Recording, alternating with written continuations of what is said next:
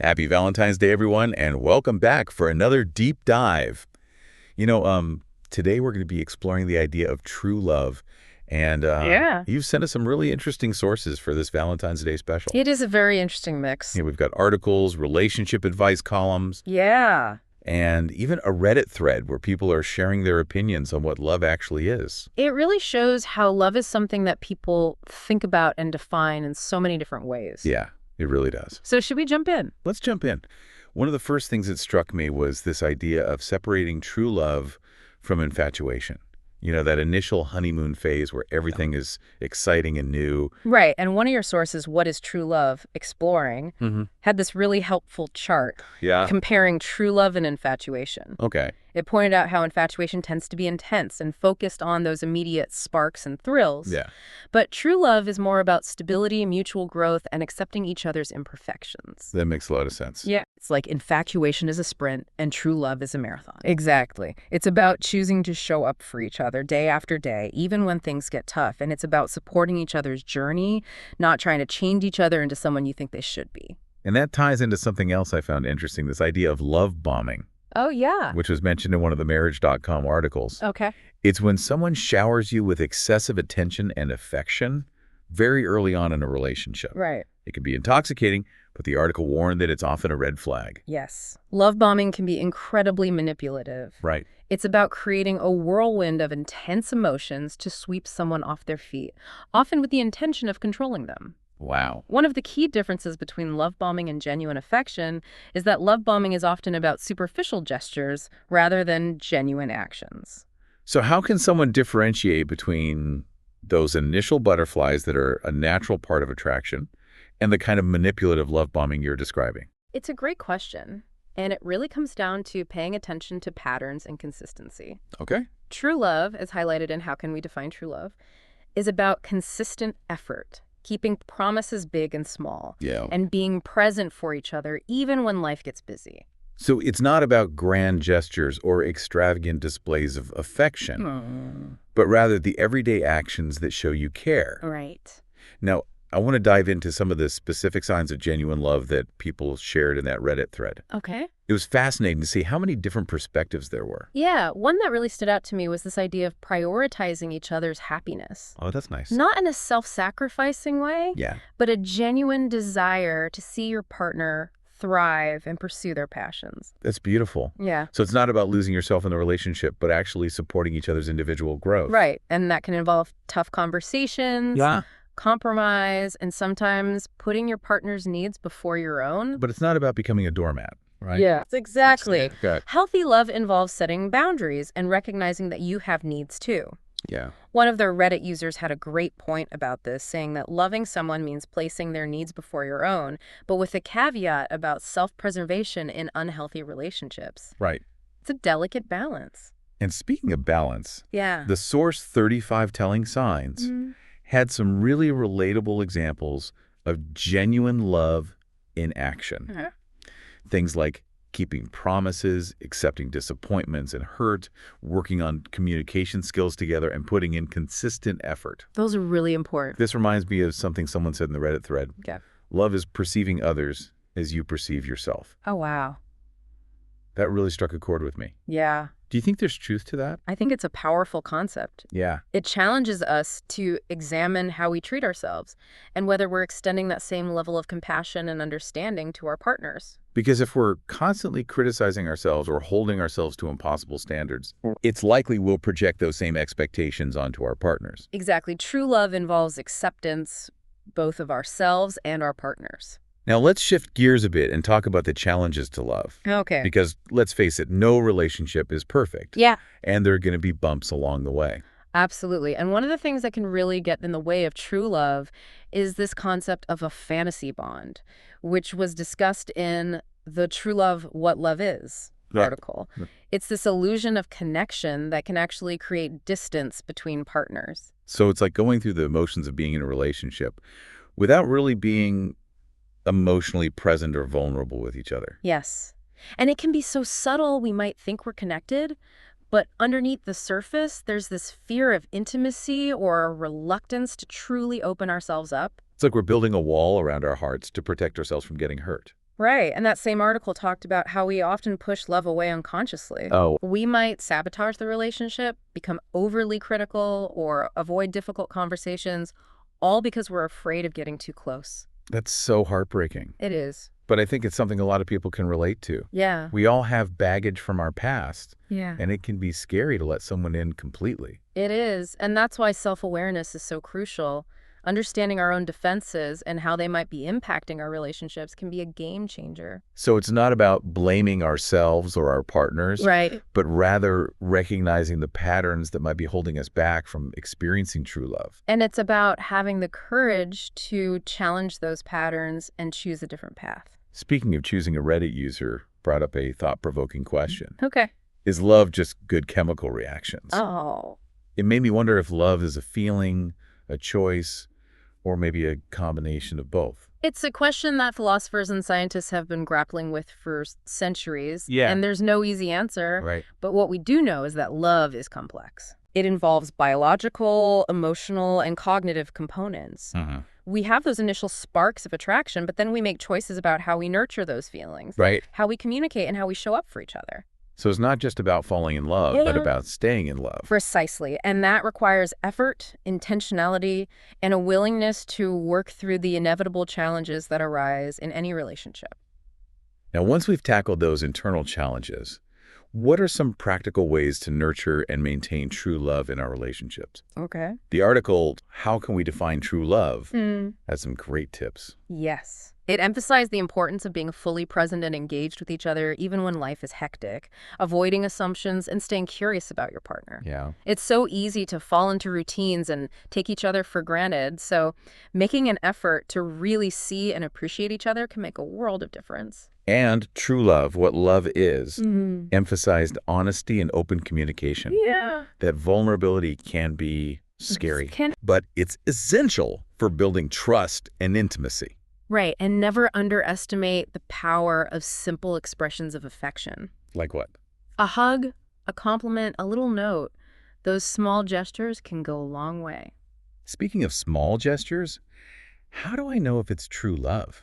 Mention the Gottman card deck app. Yes. Have you heard of that? It's a fantastic tool for couples to increase emotional connection. Oh, cool. It's basically a deck of cards with questions and activities designed to spark meaningful conversations and deepen your understanding of each other. That sounds fun. It is. I'm going to have to check that out. Yeah. Now, before we move on, I want to circle back to those diverse Reddit opinions. Okay. One user said, love is a choice and a verb.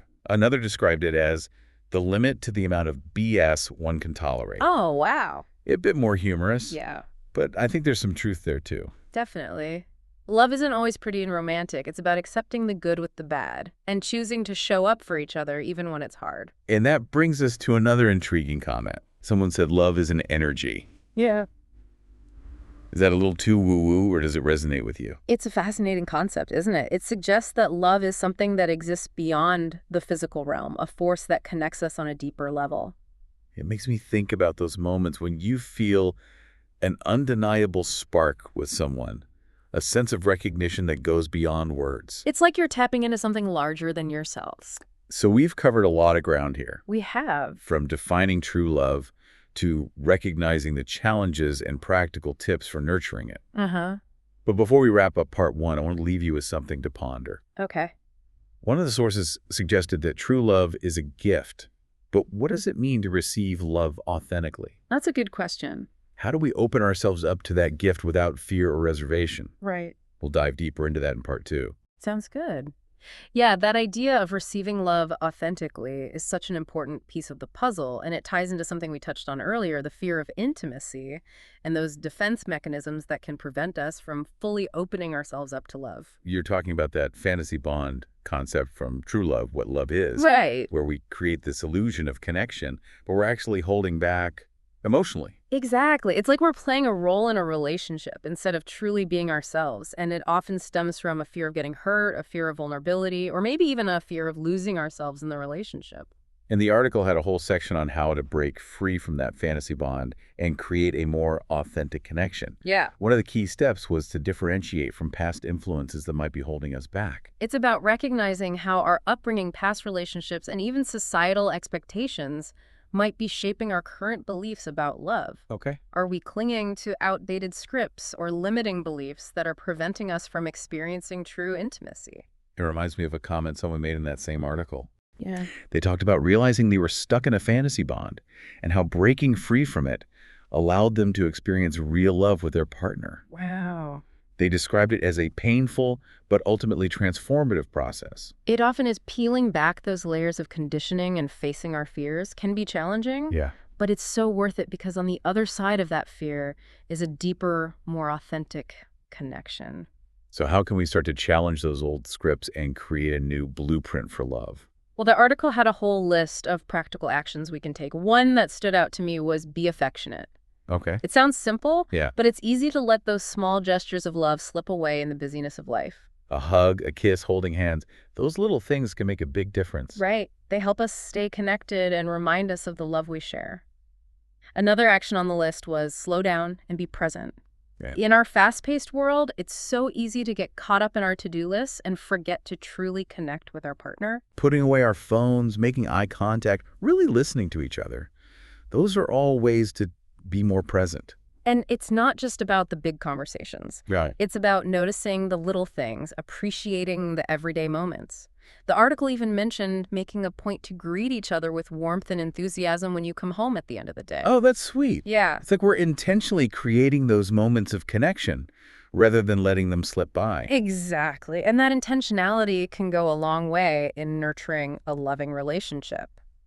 Another suggestion from the article was to try something old and something new. Oh, yeah. Rekindling those activities you used to enjoy together can bring back the spark while exploring new things together can keep the relationship fresh and exciting. It's about finding that balance between familiarity and novelty. Yeah. Maybe you revisit a favorite restaurant from your early dating days, or you sign up for a dance class together. Sounds fun.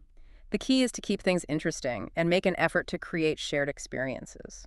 And remember, creating a loving relationship isn't just about grand gestures or romantic getaways. No. It's about those everyday moments of connection and kindness. Exactly. 35 telling signs. Also mentioned the importance of consistent effort. Yeah. It's easy to let things slide when you've been together for a while, but true love is about continuing to make an effort even when it's not always easy. It's about choosing love day after day. And it's about remembering that love is a verb. Oh, I like that. It's something we do, not just something we feel. That reminds me of that beautiful quote from the Reddit thread. Yeah. Love is perceiving others as you perceive yourself. Mm. It's a powerful reminder to treat our partners with the same compassion and understanding that we hopefully offer ourselves. It's about recognizing that we're all imperfect, we all make mistakes, and we all need grace. And it's about extending that grace to our partners even when they mess up. Now, this might seem counterintuitive, Okay. but true love, what love is, also emphasize the importance of doing things independently. Interesting. It's not about becoming completely enmeshed in the relationship, but rather maintaining a sense of individuality. So nurturing our own interests, friendships, and hobbies can actually strengthen the relationship. Absolutely. It allows us to bring our full selves to the partnership and prevents us from becoming overly dependent on each other. Okay. Remember, a healthy relationship is about two whole individuals coming together, not two halves trying to make a whole. That's a great way to put it. Yeah. And it ties into another point from that same source, avoiding the tit-for-tat mentality. Love shouldn't be a transaction or a competition. It's not about keeping score or expecting something in return for every act of kindness. It's about giving freely and generously because you genuinely want to see your partner happy. And speaking of kindness, how can we define true love? Highlighted the importance of giving priority to one another. It's about considering your partner's needs and feelings in your decision-making. Uh, And it's about showing up for them in big and small ways, whether it's helping with chores, offering a listening ear, or simply being present. One of the commenters in True Love, What Love Is, shared a really beautiful sentiment. Oh, yeah. They said that true love is about supporting the things that light your partner up, even if those things aren't what matter most to you. That's such a powerful image. Yeah. It's about celebrating your partner's passions and encouraging them to pursue their dreams, even if it means stepping outside of your comfort zone. It's about being their biggest cheerleader, even when you don't fully understand their interests. And it's about trusting that their happiness ultimately contributes to your own. Now, before we move on to part 3, where we'll explore the different facets of love and how our understanding of it evolves over time, I want to share one more thought-provoking comment from that Reddit thread. Okay. Someone said that love is the limit to the amount of BS one can tolerate. Sounds a little cynical at first, but I think there's some wisdom there too. I agree. It highlights the importance of boundaries in a relationship. Yeah. True love isn't about enduring endless mistreatment or disrespect. It's about finding someone who treats you with kindness and consideration, someone who is willing to work through challenges with you. And it's about being willing to walk away if those basic needs aren't being met. Exactly, because sometimes the most loving thing we can do for ourselves is to let go of a relationship that is no longer serving us. So listener, as we head into part 3, I want you to think about your own non-negotiables in love. Okay. What are the values, behaviors, and qualities that are essential for you to feel truly loved and respected? What are the things you're willing to compromise on? And what are the things you absolutely won't tolerate? Yeah, those non-negotiables are so important. Yeah. It's about knowing your worth and not settling for a relationship that compromises your values or well-being. And it ties into this whole debate we saw in the Reddit thread about whether love is a feeling or a choice. It's a classic question, right? It is. Is love something that just happens to us, or is it something we actively cultivate? And one of your sources, What is True Love? A therapist explains, had a really interesting take on this. Oh, really? What did they say? Well, they argued that true love isn't just a feeling, it's a way of being in a relationship. Okay. They broke it down into these 6 key elements: accessibility, responsiveness, engagement, growth, faithfulness, and transparency. Okay. Break that down for me. What do those elements actually look like in practice? Well, accessibility is about being emotionally open and available to your partner. Uh, It's about creating a safe space for them to share their thoughts and feelings without fear of judgment. yeah. Responsiveness is about being attuned to your partner's needs and being there for them when they need you most. So it's not just about saying I love you. No. It's about showing it through your actions. Exactly. And engagement is about being an active participant in the relationship. It's about making an effort to connect with your partner, Yeah. to spend quality time together, and to keep the spark alive. That reminds me of something someone said in the True Love, What Love Is article. Right. They talked about how they'd been in a relationship where they were constantly trying to fix things. Yeah. Reading self-help books, putting in all the effort. But it ultimately didn't work out. Wow. They realized they were so focused on the idea of love that they weren't paying attention to whether their partner was actually meeting their needs. That's such an important point. Sometimes, despite our best efforts, a relationship just isn't meant to be. Yeah. And it's okay to walk away, even if it's painful. Because staying in a relationship that's no longer serving us doesn't do either person any favors. Right. Sometimes the most loving thing we can do is to let go. Now, what about those other elements?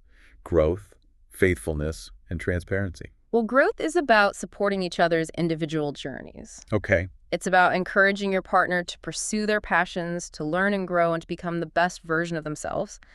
And it's about being willing to do the same for yourself. Because a relationship should be a catalyst for growth, Yeah, not a cage that stifles it. exactly. And faithfulness is about commitment and loyalty. Yeah. It's about choosing each other day after day and honoring the promises you've made. It's about building a foundation of trust that can weather life's storms. Right. And transparency is about open and honest communication. Yeah. It's about being willing to share your thoughts, feelings, and vulnerabilities with your partner, even when it's scary. Because true intimacy requires that level of vulnerability. Now, speaking of vulnerability, one of the things that really resonated with me in What is Genuine Love and How Can You Attain It was the idea that love is a gift, not just something we give to others, but also something we receive. That's beautiful. But it can be hard to receive love, especially if we've been hurt in the past. Absolutely.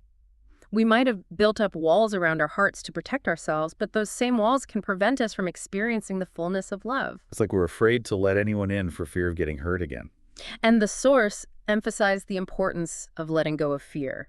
Fear of intimacy, fear of vulnerability, fear of not being good enough. Because those fears can keep us trapped in unhealthy patterns and prevent us from experiencing the love we deserve. And it all starts with self-love. That same source talked about the importance of deep personal understanding.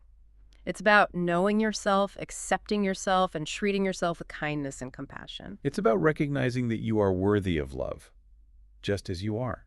Right.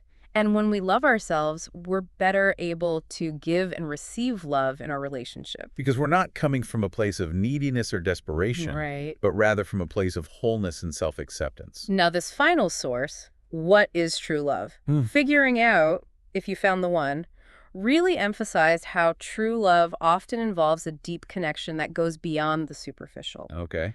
It's about sharing values, goals, and a genuine understanding of each other's hopes and dreams. And it's about supporting each other's growth, Mm. even when that growth leads you in different directions. Because true love isn't about holding someone back or trying to change them. Yeah. It's about celebrating their individuality and encouraging them to become the best version of themselves. And it's about being willing to do the same for yourself. One of the most heartwarming comments from that Reddit thread described true love as finding someone who feels like home, a place where you can be yourself, flaws and all, and feel completely accepted and loved. Oh, that's so sweet. Yeah. That's such a beautiful image. Yeah. And it speaks to the deep sense of belonging that can exist in a truly loving relationship. Yeah. It's not about finding someone to complete you, but rather finding someone who complements you and who walks alongside you on life's journey. It's about finding someone who makes you feel safe, seen, and understood. Well, as we wrap up this Valentine's Day deep dive into true love, I think we've explored just about every angle. I think so. Definitions, challenges, practical tips, and even those mystical energy vibes. Yeah. But ultimately, love is a deeply personal experience. It is. It's about finding what works for you and your partner. Right. And it's about creating a relationship that feels authentic, fulfilling, and supportive. And remember, love is a verb. Oh, yeah, I like that. It's something we actively cultivate, nurture, and choose every single day. Happy Valentine's Day, everyone. May your hearts be filled with love, joy, and connection. And may you find the kind of love that makes you feel truly alive.